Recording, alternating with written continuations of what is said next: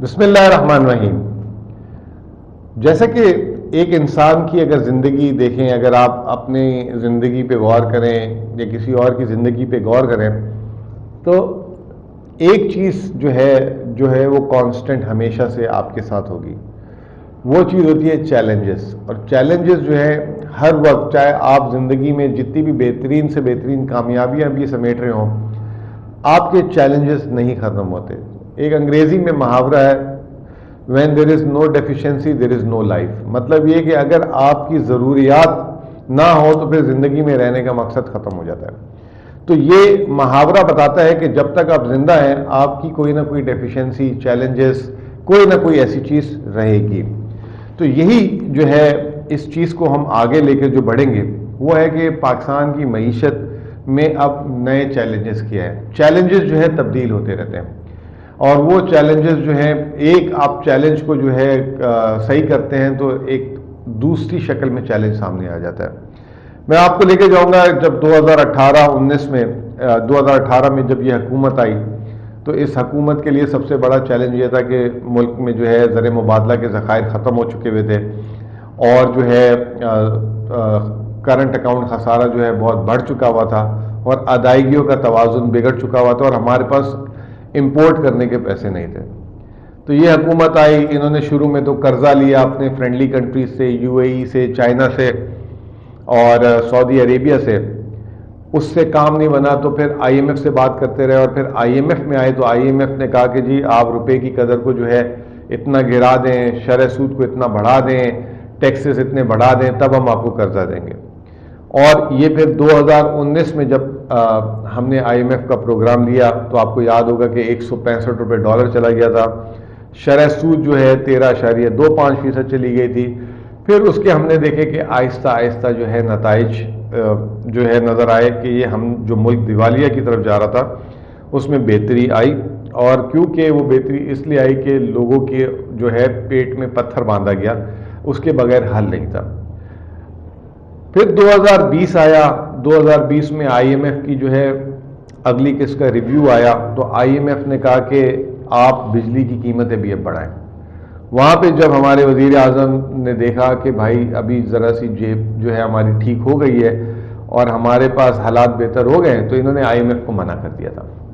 اور I am F کو منع کر دیا تو آئی ایم ایف نے بھی جو ہے 2020 فروری میں جو ہے وہاں سے ہماری قسط روک لی. اور پھر بیچ میں کووڈ آ گیا، پورا سال گزرا. کووڈ میں جو ہے خلاف توقع جو ہے پھر ایک کووڈ نیا چیلنج آ گیا. یوں کہہ لیں کہ چیلنجز جیسے میں نے کہا تبدیل ہوتے ہیں.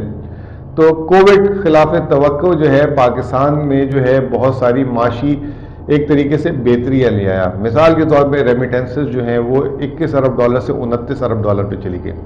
اسی طریقے سے جو ہے اگر آپ دیکھیں ہمارا جو جاری خسارہ تھا جو 19 ارب ڈالر خسارے میں تھا وہ 1.8 ارب ڈالر رہ گیا.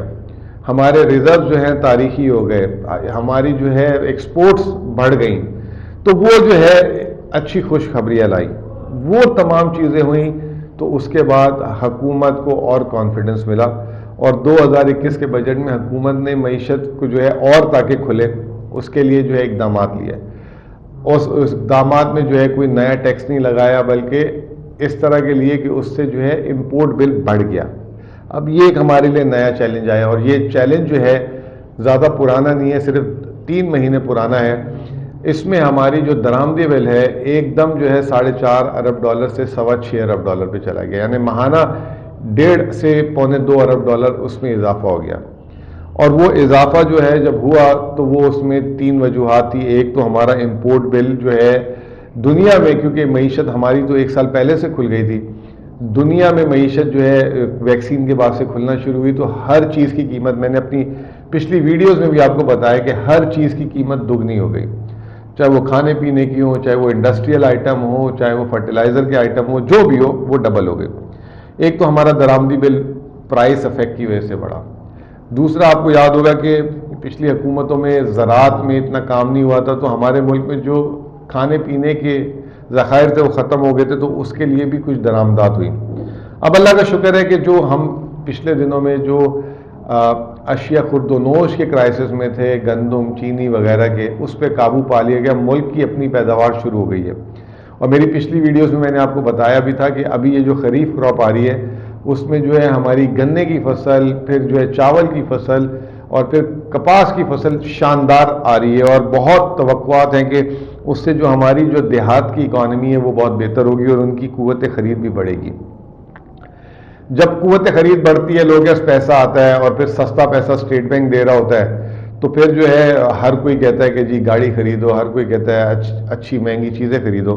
اس کی وجہ سے ہماری ڈیمانڈ سائڈ بھی بڑھ گئی اور درآمدی بل ایک دم بڑھنا شروع ہو گیا۔ اور تیسری چیز آپ کو یاد ہوگا کہ کرونا کے دنوں میں اسٹیٹ بینک نے جو ہے صنعت کاروں کو ٹرف دیا تھا، سستا لون دیا تھا تاکہ وہ اور کارخانے لگائیں، اس کی بھی درآمدی بل کی شکل میں ہمیں پریشر نظر آنا شروع ہو گیا۔ اب یہ ہمارا نیا چیلنج ہے، جیسے کہ ہم 2019 میں ہمارا چیلنج تھا کہ ہمارا جو ہے جاری خسارہ بہت بڑھ گیا اور ہمارے پاس ذخائر نہیں تھے۔ اب ہمارا جو ہے چیلنج یہ آ گیا کہ ہماری گروتھ اوپر جا رہی ہے لیکن ہمارے درآمدی بل اوپر جا رہے ہیں۔ 2018-19 میں جو ہے سب سے بڑی غلطی کی تھی اس وقت کی حکومت نے کہ انہوں نے فل فور ایکشن نہیں لیا، 15 مہینے جو ہے لیٹ کر دیا انہوں نے ایکشنز لینا، شرح سود میں بڑھانے میں، کرنسی ایڈجسٹمنٹ میں، یا ڈیوٹیز میں، امپورٹ ڈیوٹیز بڑھانے میں۔ اس حکومت نے جو ہے 2 مہینے میں یہ جب ٹرینڈ چینج ہوتے دیکھا تو انہوں نے فوری جو ہے ایکشنز لینا شروع کر دیے۔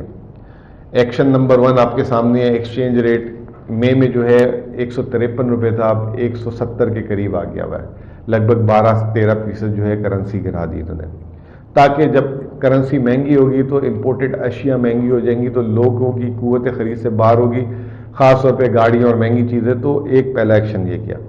پھر شرح سود کو معمولی سا بڑھایا لیکن اس پہ بھی اشارہ دے دیا انہوں نے۔ پھر تیسری چیز جو ابھی ہم کل اور آج سے دیکھ رہے ہیں، یہ تو مطلب اتنی سپیڈ میں ہم نے ایکشنز ماضی میں بھی نہیں دیکھے، جب ہمارے پاس ذخائر ختم بھی ہو جاتے تھے تو ہم بڑے ڈر کے سٹیپس لیتے تھے۔ اسٹیٹ بینک نے آ کے جو ہے جیسے کہتے ہیں کہ بالکل جو ہے فائنینسنگ کو جو ہے روک لیا ہے۔ ایک تو یہ کہ اب اگر آپ نے گاڑی جو ہے کار فائنینسنگ کے تھرو لینی ہے تو پہلے 7 سال پرانی تک لے سکتے تھے، اب صرف 5 سال۔ امپورٹڈ گاڑی کی فائنینسنگ مکمل بند کر دی ہے۔ اب کوئی جو ہے 30 لاکھ سے زیادہ ایک گاڑی کے اوپر قرضہ نہیں لے سکتا، پہلے کوئی لمٹ نہیں تھی، آپ 2 کروڑ کی گاڑی لے لو، 4 کروڑ کی لے لو، 3 کروڑ کی لے لو۔ اس کے علاوہ جو ہے پھر انہوں نے جو ہے امپورٹ پہ بھی جو ہے پہلے $1 ملین تک کی اجازت تھی بغیر پوچھے اسٹیٹ بینک سے، اب انہوں نے $5 لاکھ کر دیے کہ اب پہلے اسٹیٹ بینک کو بتایا جائے۔ یہ تمام اقدامات اس لیے لیے جا رہے ہیں کہ تاکہ ہمارا کم سے کم زر مبادلہ کے ذخائر ان چیزوں میں استعمال ہو۔ پھر اس کے بعد جو ہے ہماری جو منسٹری آف فائنینس ہے اس نے بھی سٹیپ لے لیے ہیں، اور ابھی صبح کی رپورٹ ہے کہ جتنی بھی گاڑیوں پہ ڈیوٹی کے ریلیف دیے تھے، خاص طور پہ الیکٹرانک کار میں، ہائبرڈ کارز میں، ان کی ڈیوٹیاں بڑھا دی گئی ہیں، اور جو گاڑیاں پاکستان میں پیداوار ہو رہی تھی جن گاڑیوں کی، ابھی یہ تجویز ہے، جیسے کہ ایس یو ویز آئی تھی لکی گروپ کی اور دوسرے گروپ کی، ان پہ بھی جو ہے فیڈرل ایکسائز ڈیوٹی بڑھا دی ہے تاکہ جو ہے جو وہ درآمدی کٹس امپورٹ کر رہے ہیں وہ بھی زر مبادلہ کافی خرچ کر رہے ہیں۔ تو یہ تمام اقدامات جو ہے یہ حکومت نے جو ہے فل فور لیے۔ ابھی بھی ہمارے ریزرو تاریخ کی بلند ترین سطح پہ ہے، $20 ارب اسٹیٹ بینک کے اوور آل $27 ارب کے قریب ہے۔ یہ چاہتے تو چند مہینے کی بریک لے سکتے تھے، لیکن ساتھ ساتھ انہوں نے ایک اور چیز کی ہے۔ ایک طرف آپ یہ دیکھیں کہ میسج کیا ہے کہ ایک طرف انہوں نے گاڑیاں اور اس طرح کی چیزوں میں جو ہے شرح سود بڑھا دیا، مطلب ریٹس بڑھا دیے، دوسری طرف جو ہے ڈیوٹیز کٹ کر دی اسٹیل سیکٹر کے، اسکریپ کی، جو خام مال استعمال ہوتا ہے، کیونکہ آپ نے دیکھا ہوگا سریا بھی $2.25 لاکھ ہو گیا، تو اس میں اس لیے خام مال وغیرہ میں کم کر دی تاکہ وہ جو ہے سستا ہو اور جو ملک میں جو معیشت کا پہیہ چل رہا ہے وہ اس میں جو ہے رکاوٹ نہ آئے۔ تو پالیسی ایکشن ان کا یہ ہے کہ جو ہم نے ریزروز گین 2-3 سال میں کیے ہیں اس کو ہم لوز نہ کر دیں، ان چھوٹی مطلب یہ جو ابھی یہ جو عالمی مارکیٹ میں جو قیمتیں بڑھی ہیں تو آج ہی فیصلہ لیں بجائے دیر سے فیصلہ لیں اور وہ جو ہے اس وقت کارآمد نہ ہو۔